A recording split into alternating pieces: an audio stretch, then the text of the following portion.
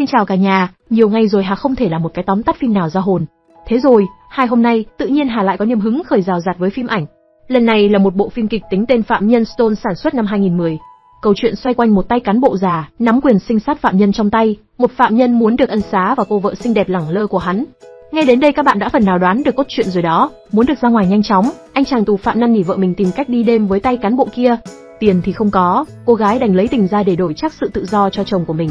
Thời trẻ anh cán bộ Jack đã có một cuộc hôn nhân không mấy suôn sẻ. Vợ anh nhiều lần muốn ly hôn. Việc này làm anh ta điên tiết. Không chịu được nữa, một hôm anh đã dùng sự an toàn của con để đe dọa cô vợ. Sợ hãi, cô ấy hứa sẽ ở lại. Đặt con gái xuống giường anh ôm vợ và bảo cô đừng bao giờ nhắc đến việc ly hôn thêm lần nào nữa. Nhiều năm sau đó, Jack đảm nhiệm vị trí sĩ quan trong một trại giam. Công việc của anh là đánh giá các tù nhân và đề xuất ân xá cho họ trước thời hạn. Trước khi chuẩn bị về hưu, Jack bàn giao công việc cho người kế nhiệm và muốn tự mình xử lý những việc còn dang dở. Một trong những hồ sơ anh đang xử lý là vụ việc của Stone. Anh ta phạm tội không tố giác tội phạm và tham gia phi tang chứng cứ bằng cách phóng hỏa hiện trường vụ án. Stone cố gắng thuyết phục cán bộ trại giam cho hắn ra ngoài sớm, nhưng thái độ nóng nảy của anh ta làm Stone mất điểm trong mắt Jack. Vợ tôi rất xinh đẹp và cô ấy sẽ làm tất cả mọi thứ vì tôi. Vợ ông thế nào? Jack từ chối nói về cuộc sống riêng tư của mình. Ngày hôm sau, Jack tiếp tục phỏng vấn Stone. Anh hãy nói lý do vì sao tôi nên thả anh sớm hơn thời hạn. Jack nói rằng anh rất hối hận về việc làm của mình và đã trả giá đủ ở trong tù.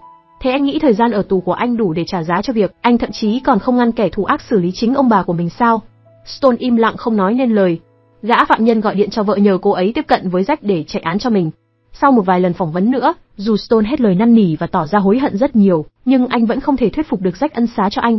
Một ngày nọ, cô vợ lúc Esther đến thăm Stone và thông báo với anh rằng cô vẫn đang cố gắng tiếp cận Jack. Hai vợ chồng tranh thủ gần gũi sau bao ngày xa cách. Anh rất biết ơn vì em đã tìm cách giúp anh, làm ơn hãy nhanh lên vì anh không thể chịu đựng hơn được nữa. Nếu còn ở đây, thằng nhỏ của anh sẽ nhớ em đến chết. Nhìn sang bạn tù, anh thấy anh ta đang đọc một cuốn kinh thánh cho vợ và con nghe. Sau cùng, Stone quyết định đến thư viện và mượn một cuốn kinh thánh về bầu bạn. Cô vợ tìm cách tiếp cận Jack, cô đến gặp ông và trao cho ông món quà tự làm của cô, một cái tổ chim. Ông hững hờ cầm nó, vứt bỏ tổ chim vào thùng rác. Jack cảnh cáo Stone rằng anh ta không nên để vợ mình tham gia vào việc này. Stone khăng khăng với tay cán bộ, vợ tôi được làm bất cứ điều gì mà cô ấy muốn. Sau thời gian tìm hiểu về kinh thánh, Stone đã dần thay đổi. Anh không còn nóng ruột muốn ra ngoài nữa. Anh khẳng định mọi người sẽ trả giá cho tất cả những sai lầm mà họ mắc phải trong cuộc đời mình. Sau khi đi lễ từ nhà thờ về, Jack nhận được cuộc gọi từ vợ của Stone, người đang cố gắng dụ dỗ anh. Cuối cùng, Jack cũng đồng ý gặp lúc Esther. Cô gái trò chuyện cùng ông và hỏi thăm về cái lưng đau của lão. Cô tận tình bóc trứng cho Jack ăn. Cả hai về căn hộ của cô gái, cùng khiêu vũ một điệu nhạc, uống rượu cùng nhau và kết thúc là một cuộc vận động chống đẩy trên giường.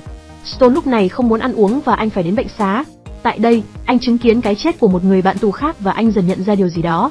Ngày hôm sau, ngồi ăn sáng cùng vợ mà tâm trí Jack ở tận đâu. Trong nhà ăn của nhà tù, Stone lúc này mỉm cười khi cuối cùng anh đã giác ngộ được chân lý. Khi lên xe đi làm, Jack nghe một phát thanh viên nói về cuộc sống hoàn hảo.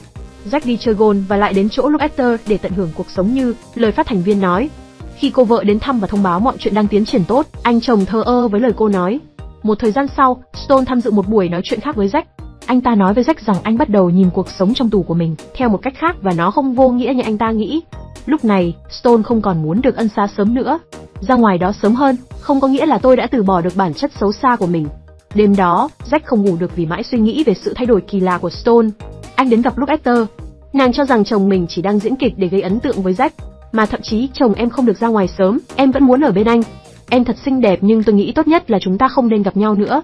Dù cô gái cố gắng quyến rũ anh nhưng Jack đã nhanh chóng rời đi. Về nhà, anh lao ngay vào phòng tắm để hạ hỏa. Ngày hôm sau, Jack thông báo với Stone rằng anh ta đã gửi hồ sơ của mình cho ủy ban ân xá, nhưng Stone thờ ơ với lời nói của anh, nhận thấy rằng tù nhân không quan tâm đến điều đó. Bực tức, Jack nói với Stone rằng hãy rời đi nếu anh ta không muốn nghe chi tiết về phiên điều trần của mình. Sau nhiều ngày không gặp nhau, lúc Esther bắt đầu mất kiên nhẫn sau khi bị Jack phớt lờ quá lâu. Cô đến tận nhà Jack để hỏi lý do anh không trả lời điện thoại của cô. Jack khuyên cô quay về và vợ ông đứng quan sát cặp đôi từ xa. Jack làm mặt tỉnh và quay vào nhà, phớt lờ vẻ lo lắng của vợ mình. Cuối cùng, Stone cũng được trả tự do. Gặp hai vợ chồng Stone, Jack chúc cặp chim cu đoàn tụ và chung sống vui vẻ. Nhìn Jack với đôi mắt sắc lẹm, Stone nói rằng anh biết hết những việc xấu mà Jack đã làm cùng vợ anh. Tôi sẽ đến tìm ông. Lo lắng về thái độ của Stone, đêm đó, Jack không ngủ được. Anh ôm súng và uống rượu bên ngoài ngôi nhà của mình như thể chờ ai đó. Trước khi đi ngủ, anh ấy vẫn không thể không nhìn ra ngoài xem có ai đang theo dõi mình không. Tỉnh dậy sau giấc mơ về lúc Esther, Jack bật dậy khỏi giường và cầm súng đi quanh nhà kiểm tra một lần nữa. Anh phát hiện một căn phòng đang bị cháy. Jack chửi đồng lên và cho rằng Stone đã làm việc này để trả thù mình. Nhưng vợ ông cho rằng đó chỉ là một sự cố do hệ thống dây điện bị sờn trong nhà bếp và những mảnh vải vụn dưới tầng hầm. Cuối cùng, Jack cũng chính thức nghỉ hưu.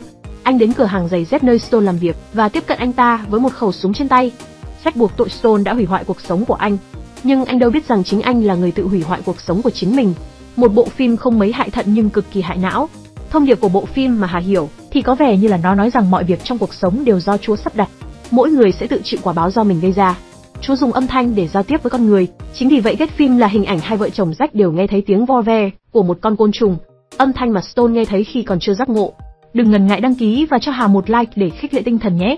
Mình sẽ cố gắng làm những sản phẩm hay và chất lượng hơn nha. Cảm ơn cả nhà đã xem phim và mến chào tạm biệt.